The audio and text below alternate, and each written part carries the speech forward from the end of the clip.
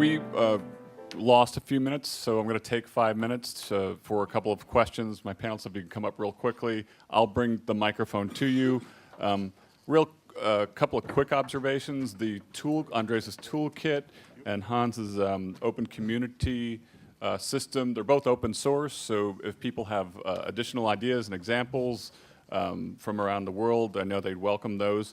And another one is, it can seem, all this can seem somewhat complex when you look at it, but you keep hearing a refrain of these basic ratios. And as you look at or experience great streets, just observe the percentage of space given over to the pedestrian realm versus the vehicular realm. And if you start from that, you very quickly get a sense of the streets that are more than half dedicated to vehicles become less and less pedestrian friendly.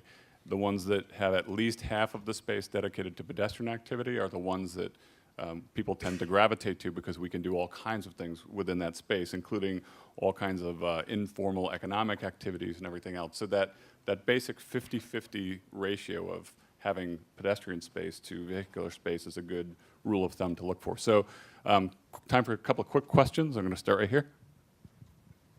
Hi, I'm Hillel Shoken from Tel Aviv.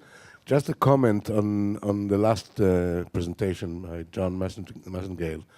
I think we already need to think of the next stage, and the next stage, in my mind, should be design speed of 20 miles per hour, and a real speed of 30, not miles, kilometers, or real speed of 30 kilometers per hour, and abolishing the bike lanes, and telling the bikes to actually use the car lanes, but use them as cars, meaning driving in the center of the lane, just like this old man was walking there on the 7 Dials, and letting the cars wait for him to get around.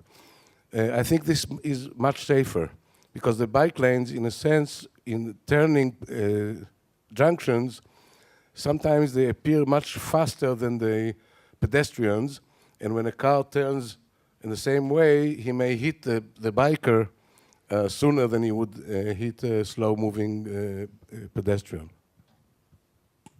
Quick comments on that. Always a big debate issue going on in my community right now, how to handle the bikes. I mean, from the examples you were showing, when you have a street that's slow enough and safe enough for people to walk across, it becomes safe enough to bike on. But what do you think? I agree completely. I think that the next thing is slowing cars in cities down to 20 miles per hour, 30 kilometers, and slower. Paris now has 30 and 20. And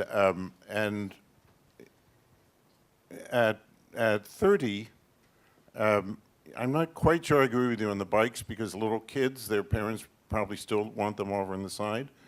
But at 20, this completely shared space, everybody can be out there. I think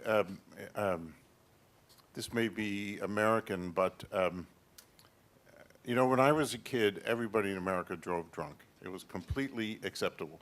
Now it is illegal, morally, and socially unacceptable. And I think speeding in cities is the same thing. We had something called MAD, Mothers Against Drunk Driving, who showed up and said, you're killing my children. And now in New York City and other places, we're getting the same thing. Families showing up with pictures of their dead child and saying, my child was in the crosswalk and a New York City bus hit him. And America has a system of 33,000 deaths a year. And at least in the cities, we really can get down to zero by going slowly, and then placemaking also becomes possible.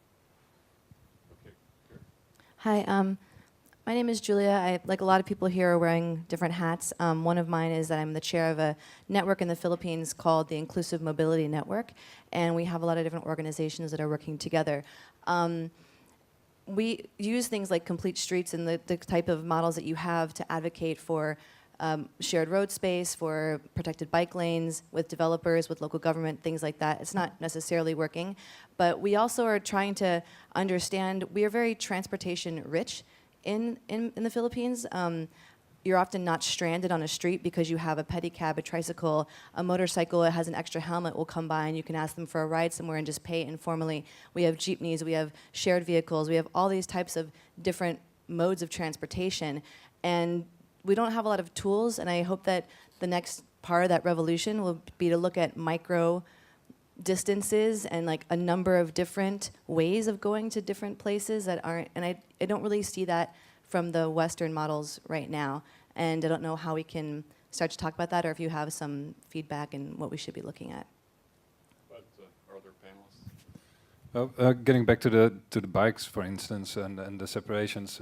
When we were in Buenos Aires, of course, and rightly so, extremely proud of adding 350 kilometers of bike lanes and adding another 350, I think, in the next 4 years. And they were asking me, how many bike lanes does Amsterdam have?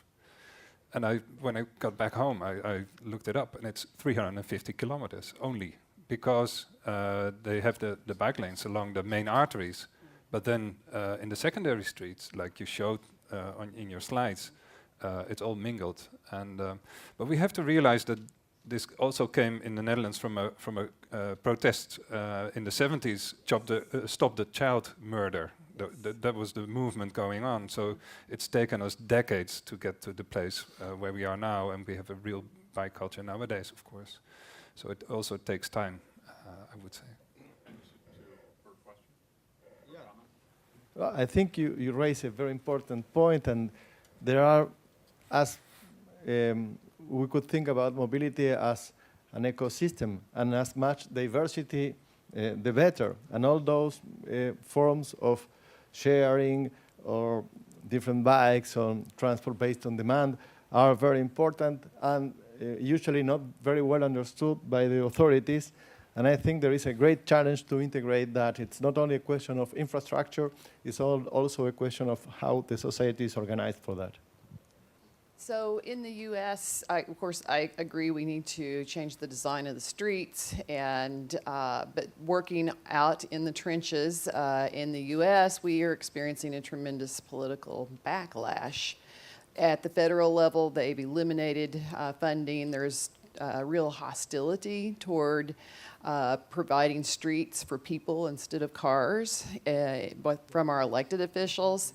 And so, we're only making this incremental, change, and I don't think it will stop, but I think we have to be careful in telling people, this is not good enough, the incremental change that you've just made. You really should be doing this, because they can't get there.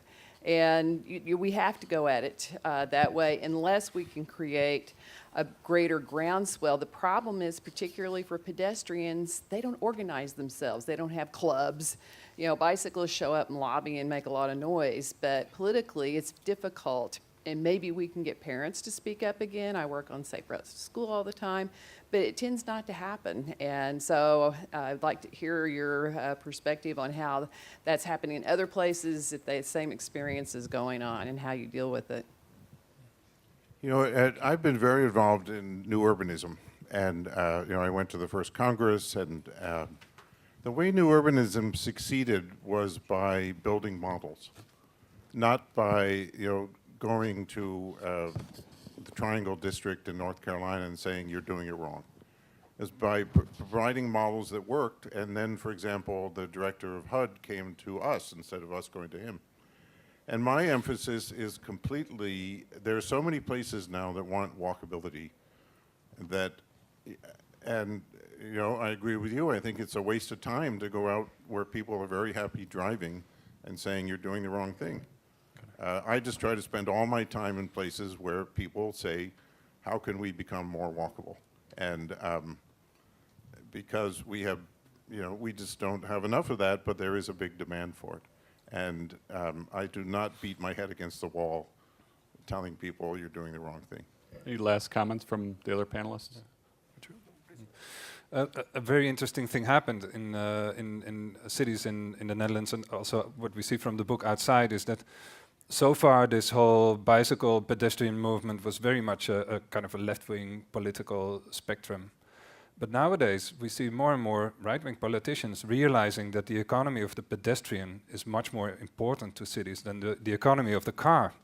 And also the retail owners, they start to realize is that the office owners. So that's where the real change is coming from now, to realize that it's, and this is about the not only the economy of the pedestrian, but the economy of experience, of what we experience as people in public space.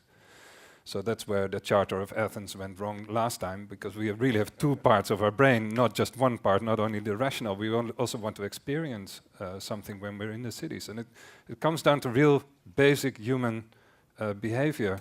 Like, why are squares of 40 by 40 meters functioning so well is that because if you're standing on one side of the square, you can still see the expression of on the face of on the other side of the square. And this is how you judge intuitively if you can trust the situation enough. And well, it's getting down to these things, human psychology, and then translating into the economic model as well.